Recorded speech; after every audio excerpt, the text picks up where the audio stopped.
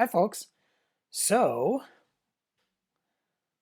this week we are reading quite a bit of theater, as you know, because you've read the tail end of Césaire's A Tempest and um, Orientalism, or segments of Said's Orientalism.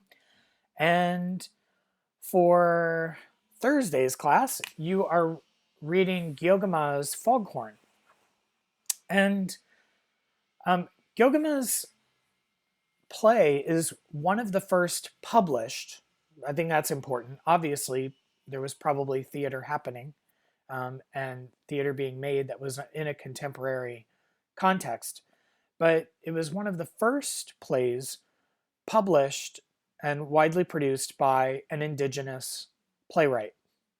And we are reading this as another example of decolonial texts, right? So whereas Césaire, coming from this place of a colonized position in the Caribbean, utilizes an, an established and iconic text, Shakespeare's The Tempest, in order to create a revisioning of history, which is a very decolonial or post-colonial approach to textuality.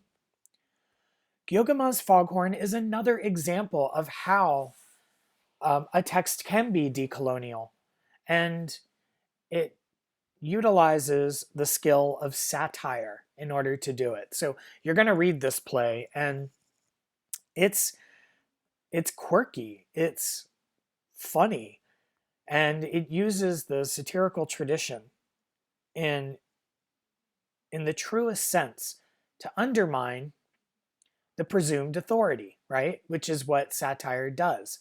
I mean, if you remember, we read Tartuffe last quarter, and that satire was very much addressing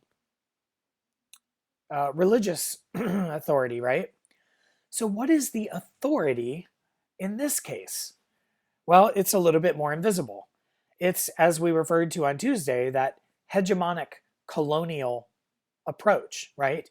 The this idea of a European superiority, and as we know, of the plight or circumstance of the indigenous communities in what we now call the Americas, there is quite a bit of colonization occurring, and perhaps to the most egregious level, as many people would argue. And what's interesting about this is, despite the decimation of the indigenous communities in the American continents, a lot of the the art and the textuality that comes from contemporary indigenous writers and artists is funny. So while this should not be considered an encompassing aesthetic of indigenous art in the contemporary age, what we have noticed is quite a bit of it utilizes satire. The question is, why? Such a horrific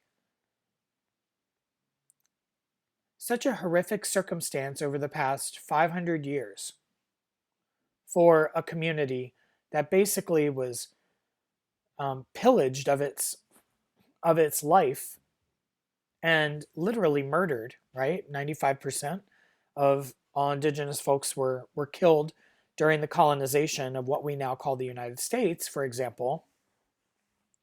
And yet, we have here a lot of humor found in contemporary indigenous art. I have several examples in Camino for you, both visual, photographic examples, and I even have included one of the very first major indigenous produced films that happened in the late 90s called Smoke Signals. And I have excerpts from that for you to look at, because when you watch them, especially after reading Foghorn, I think you'll see an aesthetic relationship here. And this is something that emerges. And again, while it's not a totalizing view of indigenous media in the contemporary age, we can kind of see some motifs and themes occurring. And you'll see them with the photography that I've posted in Camino. You'll see it with smoke signals and certainly with Foghorn. Satire we have talked about before, but what's interesting is how it is employed in this context. It helps those who deploy it to resist victimhood and enact a psychological rebellion against the circumstances of colonialism and its legacies. And it facilitates a sense of community through laughter among both those who deploy it and those who enjoy it as audience members. And so it's a unifying force. While it definitely subverts, much like Tartuffe's subversion of religious authority and religious superiority, this also is subverting certain aspects of colonialism and its legacies, right? Again, this kind of white or European supremacy, and then certainly the perspectives of indigenous folks being heathens, being uncivilized, maybe even being violent, right? We have a whole series of kind of hegemonic colonial perspectives or perceptions of indigenous communities, right? They all wear feathers in their hair. They're all, dancing to primitive sounds. We've seen this in lots of different kind of colonial mediated forms, especially, the Westerns starring John Wayne.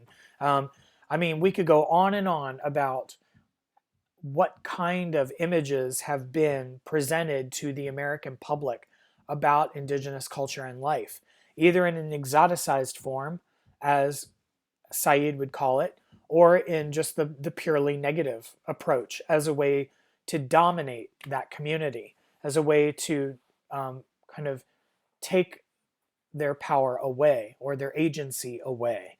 And so Foghorn utilizes these elements of satire.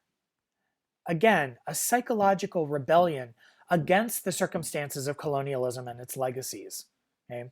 And through this, you facilitate a sense of community. And we know that comedy does unify people together, especially those who feel the need to subvert the dominant authority. So you can imagine synthesizing this with the ideas of Said's Orientalism. And that is the reason why we read Foghorn for today, Thursday's class. Okay? I'm going to leave it at that because your discussion question certainly has you begin to think about how Foghorn functions as a decolonial text, to synthesize it with the kind of ideas, themes, concepts that we explore in Orientalism and A Tempest, and seeing how marginalized communities are utilizing art as a way to subvert these hegemonic perspectives, these hegemonic ideologies, and to make more complicated the presence of the identities of marginalized people in a post-colonial age. Okay? So have fun with this, laugh, enjoy the supplemental material that I've provided. It should help you in ways of illustrating how satire is being utilized in this kind of decolonial context. Then next week, we are going to read one play by Fornés called Fefu and Her Friends. And here we are going to extend ourselves still into kind of a decolonial mindset. In this case, looking at the Latinx community in America.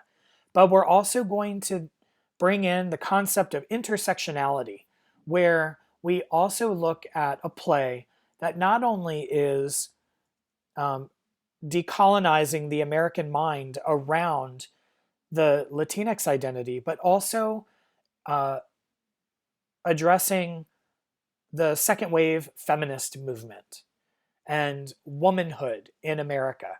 So, literally, intersectionality begins next week with Fefu and her friends. Have a wonderful rest of the week. Have a good weekend.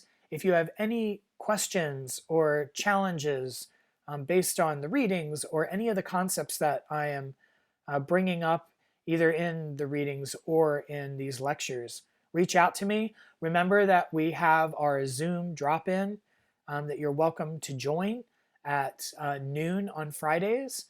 You can access that Zoom link through the announcements.